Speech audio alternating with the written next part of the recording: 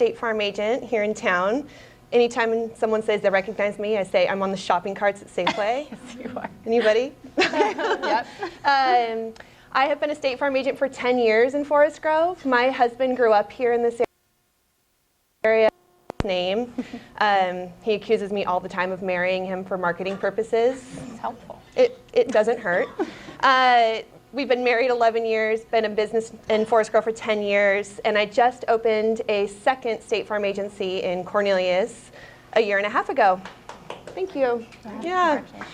So we were kind of laughing that what Wanda just described, right? Like your employee is just called out, you've got a personal crisis. It's like, yeah, that's pretty much just every day. Yeah. But we're here and we're really excited to be here. So thanks for having me. Yeah. Your turn. I'm Holly Factora. I come to you because my husband is a Pacific alumni, and so is my mother. But I grew up on Birch Street, so there was no way, if you know, Birch Street runs right into the optometry school, so I was not going to go here for undergrad. That was a little too close to home, but I have a special place in my heart for Pacific for sure.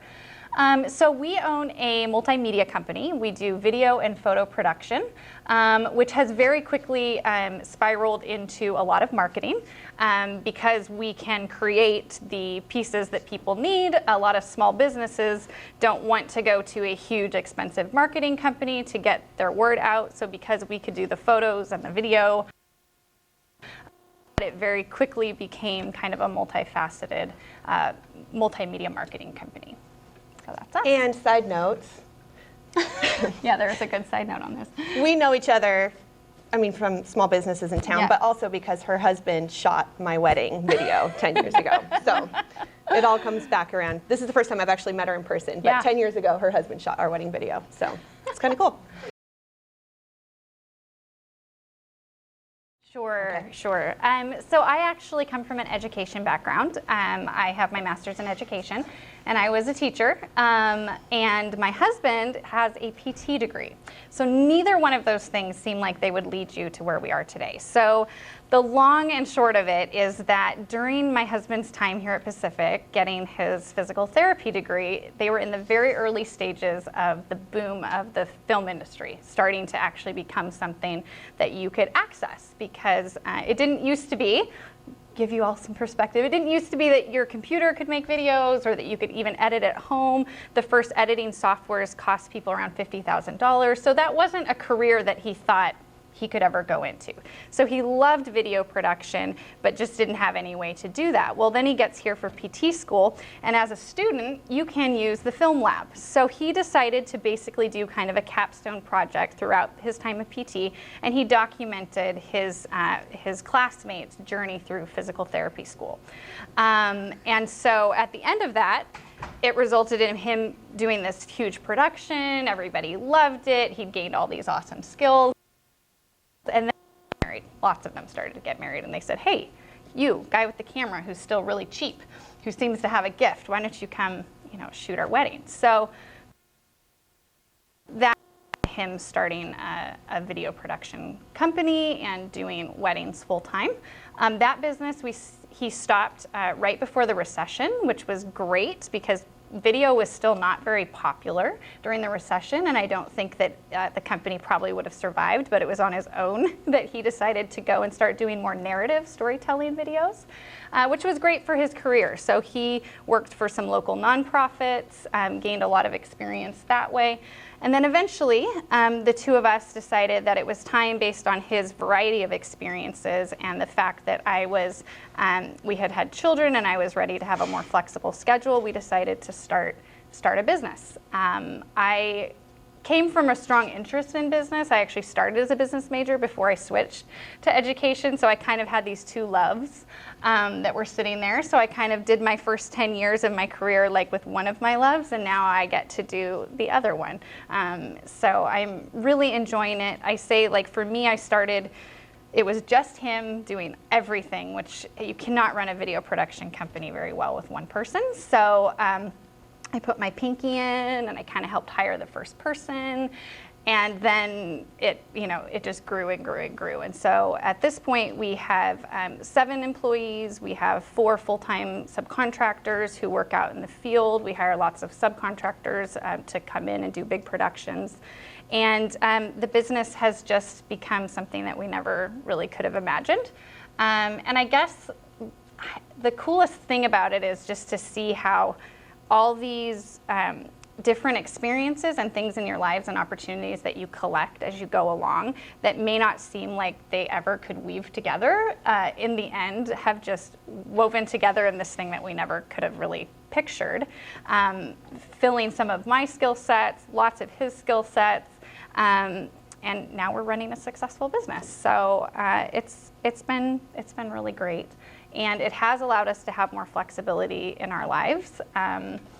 We'll get into a little bit of what's not flexible about being an entrepreneur, but there is the fact that, if my kids are sick or they need to be picked up from school, I don't have to ask my boss.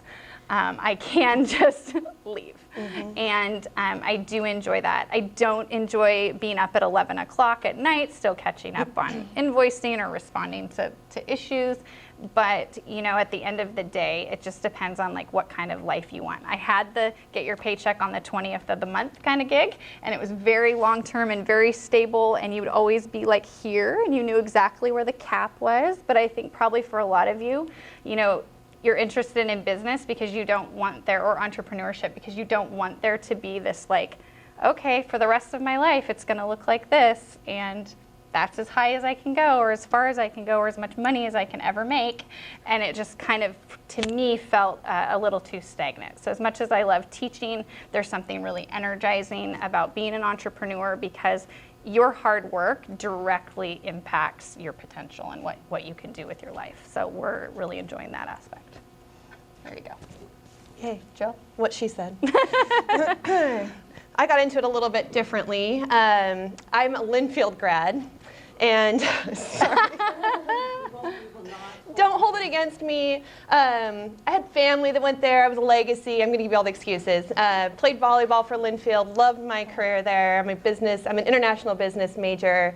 Thought for sure I was going to move to New York and do importing and exporting. And then I met my husband and decided that maybe I wanted to live here closer to my family. Things change. So right out of college, I didn't know exactly what direction I wanted to take anymore, and was feeling a little lost, and ended up going to a career fair and finding a company called Standard Insurance, a great company based in Portland, and got in as an underwriter there, and started my career there for 3 years. In 2007, I was dating my husband at the time, so we were boyfriend and girlfriend, and we were playing indoor soccer in Sherwood and driving home back roads to Forest Grove and got in a terrible car accident. Broke my back. We went off an embankment and rolled and totaled the car. I had to be cut out of the car, had to be taken by ambulance. I still get shaky talking about it 12 years ago. And so through this, the person at fault had State Farm insurance. I did not. And I went through this whole entire claim process. It was years and years of trying to settle this claim and get my injuries taken care of. And I ended up meeting the State Farm agent who was in charge of the claim. And that person was Camille Miller, who had an agency right across the street from your college here. And I went into her one day and I just said, Camille, I'm having a hard time going back to work. I'm having a hard time driving, and I just don't know what to do. And she said, well, have you ever thought about working for State Farm? And that's literally how I became a State Farm agent. Wow.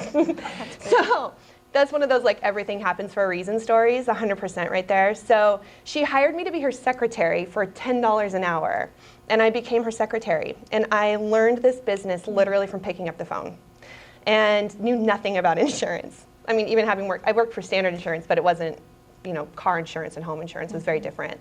So I learned by picking up the phone, and I learned it from the bottom up. And Camille paid for me to get licensed, and she helped me learn how to run the business. And 3 years later, she retired, and I took over part of her business. So I stumbled into my career, rolled into it. So that was 10 years ago. Opened my first office, 3 months pregnant, a newlywed. And it was kind of a whirlwind for the first 5 years. Like, I still wonder how I had any customers left after the first 5 years, because I was a new mom trying to figure out how to run a business. It's different owning a business than it is working in a business. I had to really just learn a lot of things the really hard way. Halfway through my career, about 5 years ago, I hired a business coach, and I went through some really good business training, and I'll talk more about that here in a second, but that was really a pivotal moment in my career. And it's when my business took off, because for the first 5 years, I probably had 30 employees, but only one of them at a time. Like, I couldn't keep one because I didn't know how to be a good leader. I knew how to be a boss, and I knew how to pay my bills, and I knew how to talk about insurance, but I didn't know anything about leading a team or trying to grow a business through leveraging myself by getting good people to work with me. I was just really working hard, but not smart, and this business coach I hired really changed my career. Today, I have the 2 offices, and between them, 7 employees full-time. One who works from home, which is becoming more and more of a reality in the world that we live in. People don't want to come see me. People like to do insurance online or on the phone. So a lot of what we do now, it's changed significantly over the last decade that I've been doing this. But I guess that's how I stumbled into what I do. And I truly can say that for the first 5 years, I did it because it seemed to be the right thing to do, and now I do it because I love it. Right. So let's stay.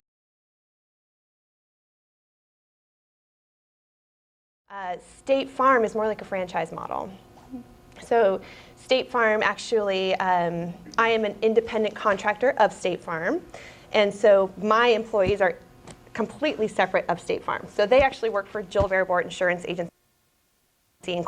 I am the only person associated with State Farm Corporate. So all of the money that comes in comes to me, and then I am solely responsible for all of my employees' benefits, salary. I'm responsible for my rent and all of my marketing. So all of my costs are on me. But State Farm, of course, does a lot of national marketing and provides a lot of, it's the #1 most recognized brand as far as insurance. It's probably up there as far as any brand for any company. So I have the benefit of having people kind of coming to me already having a warm feeling just because they recognize what State Farm is, right? So if you just heard, hey, you should go get insurance from, Veribort Agency, you'd be like, well, who's that? Well, that's held once a year, right? But when you hear go get State Farm insurance, you have an instant feeling of like, well, if it's State Farm, it must be good. So that's the model that I'm in. State Farm actually owns the book of business. I grow it for them, and they pay me to do so.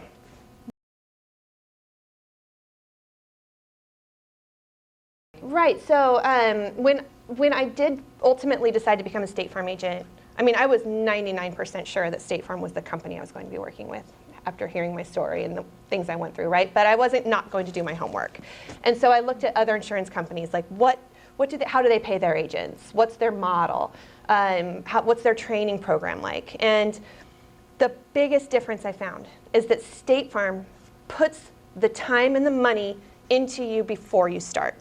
So they actually put you in there's several ways in. One of the ways is the aspirant program, where you can actually work for an agent like myself.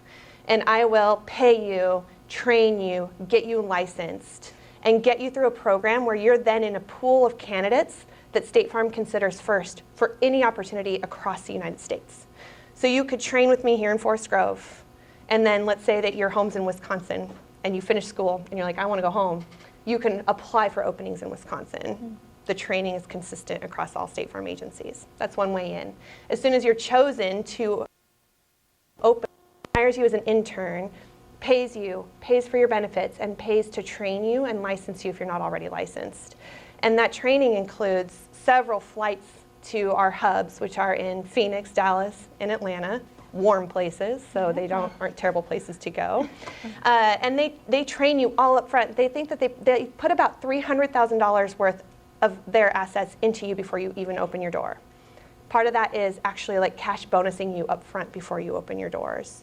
So the program has changed significantly since I became an agent, but the day before I opened my doors, I had an $18,000 check deposited in my bank account to make sure that the first time rent came due and the first time I had to pay those employees, that there was some money in there to make sure I could do those first payments, right? So once you're chosen, they're going to vet you hard, right? Be approved. They're going to look at your finances. They're going to look at who you're married to and how their finances are. They're going to look, I mean, beside my spouse, State Farm Corporate knows me better than anyone on this planet. So they vet you hard, but as soon as they choose you, they know they've made the right choice and they put a lot of time and a lot of money into you.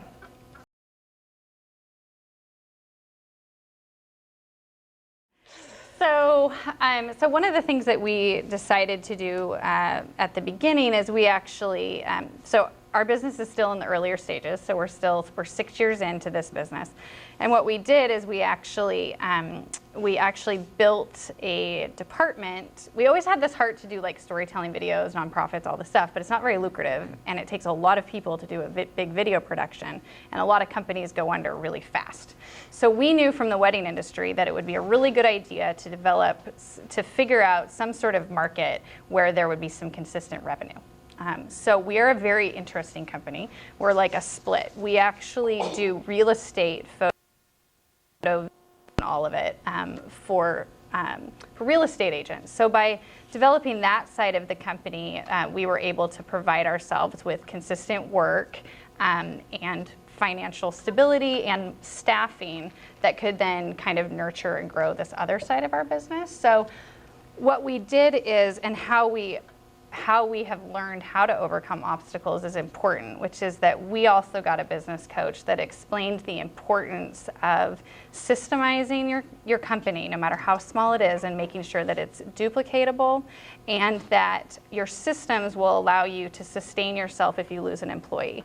If you only have 3 or 4 people working for you, or 2 people and one of them leaves, it is insane, because we build our business and the work is still there, and now all of a sudden the human being isn't. So we have spent a lot of time developing video tutorials of when people are there and they're in the seat doing the job, they are creating video tutorials explaining to someone else that doesn't exist yet how to do their job. Every time something changes, we have to update those training tutorials. So we have tried to create something that's very abnormal in the creative industry. It's a more systemized corporate kind of feel to the real estate.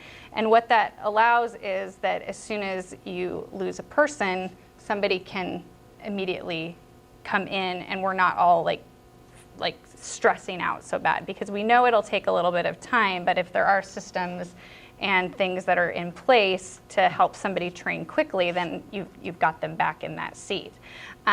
Because the biggest obstacle in running a small business is people. Concur. It's a huge learning curve, learning how to find people that are going to be loyal, that are going to be honest, that are going to be accountable, that are going to work hard. And unfortunately, what happens as you grow a business is you get a little bit more hardened as time goes on, because you realize that I can't guess who's not going to be honest at my business, and I no longer can guess who's going to not have the best interest of the business. I can't guess that anymore. I cannot do an interview and be like, you are going to be it. Like, you are the perfect, most honest, accountable person, and you're going to work here for the next 20 years. There's been too much experiences to recognize that that's not the case. So what we've done is we've said, okay, let's just make sure that every person that comes in at least can accomplish the work that the company needs. So that if we do have situations where we have to let people go quickly or whatnot, and the reason that our industry turns people over quickly is because typically it's not the type of work that a creative person wants to be doing. Our creative department is not large enough yet, so people initially think that they're gonna, like, we want to do that stuff. We went on your Facebook page and your website and we see all that cool stuff you're doing. Well, that's not enough of a market share of what we do to put all the staff over there. So everybody's like running the engine that is real estate marketing, and your film editors straight out of college at Pacific that want to be like documentary filmmakers, and they're like, okay, I'll take a job over there at that real estate marketing company.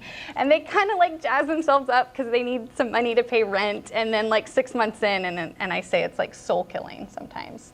So for us, we've had to realize that like we have a pretty quick turn and burn department. And I'm slowly becoming more okay with that. Initially, I took it like personally. Like, I love these people. I take care of them. We pay way more than our competitors pay them. We as soon as we possibly could, we gave health benefits. We have retirement benefits. We are really like, as a small business, like, we have decided to personally, because all the money streams to you. So when we do things like add health care, add retirement, add all that stuff, it actually means that my paycheck just got smaller. And so you feel it more when somebody, like, everyone just thinks, oh, I get a job and I get health insurance, it's no big deal. But in a small business, like, when I decide to add health insurance, it's like this huge deal to me because it's so much money, and it's money that was going to go in my pocket. And now I'm giving it to you. So now I have to keep telling myself, this is their job. It's my baby, my passion, my everything. But it's not personal if they quit or they don't appreciate that they have health care. Like, nobody's so it's important for you guys to know too, though, like, you start a business around your passion or your interest or whatever, and for a very long time you will be the person that carries that passion. And it will be hard to look around you and try to get a team of people. And I think Jill's done a great job of this, because I know some of that feel like they're part of that passion and that vision, but that's something that we're still growing into. How do we create at our office where people feel enough buy-in to want to care as much about what we do as we care? So that's the biggest obstacle, is just learning how to manage people. Not to mention, no one is trained to do everything. I mean, now I'm in charge of health insurance and FAA drone regulations and retirement policies, and there's no way even you guys that are leaving business school are going to be full-fledged, like, HR directors and business, know everything about business and marketing. You just learn. You have to learn because your business needs it. And so I'm now an expert on things I know so much about taxes and write-offs and all this stuff, because you're a small business. You don't pay people to do all those jobs. That is very bad business. We even clean the toilets. Oh, for sure. Yep. Because let me tell you, $200 a month for that company that came in and gave me a bid to clean the toilet is not happening. Yeah. I'm going to piggyback on a few things that you said about systems. So while State Farm does provide me a lot of structure as far as, like, it being more of a franchised business, each agency is, so you could walk into my State Farm agency and it would feel very different than the State Farm agent down the street, than the State Farm agent across the state, because I've created my own systems and my own processes. And that's something that my business coach made very clear. She said, one of the things you're doing wrong, and it was okay, she told me I was doing it really wrong, is that you're managing each person. Yeah. And I would manage you to your strengths and weaknesses. I would manage you to your strengths and weaknesses. And it's exhausting to try and manage a business one person at a time. And I would take it even more personally when they would quit, or when they would say something on social media like, oh, thank God it's Friday at 5. I'm like, oh, totally. Yep. You don't want to be at work, right? Like, I'd take it super personally because I was managing each person to them. And this coach said, no, you create processes. You manage the process manages the person. Exactly. Then it's not personal anymore, right? I've created a process, each person follows it. I'll tell you what, that made it a lot easier to hire and to fire, because now it's not about, sorry, you're right in front of me, I'm going to keep picking on you. What's your name? Dylan. Dylan, it's not that I don't love you, it's just that you don't love my processes, so I can't have you. Right? And now it's quantifiable. Like, now I can say, like, I know percentages. It's not human, it's data, and you can't argue with data. And then there's also still the cultural aspect of making sure that there is human, right? Like, that's where people really do buy into your vision. But one of the things one of the turning points for me was a story that I heard, and I think that this is something important for everyone to hear. And it's the story of the dead fly in the windowsill. You guys ever heard this? So you can probably imagine a dead fly in a windowsill. Like, that's all a vision we've had before. So that dead, it's inside, and it sees outside where it wants to go, but what's in the way?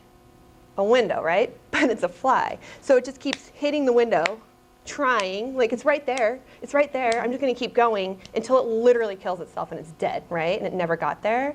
Well, the story of the fly in the window is that if you look to the right door.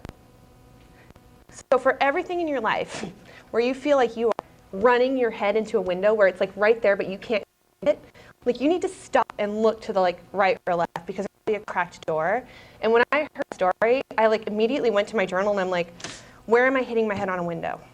And I mean, there were so many places, like it's the same people every month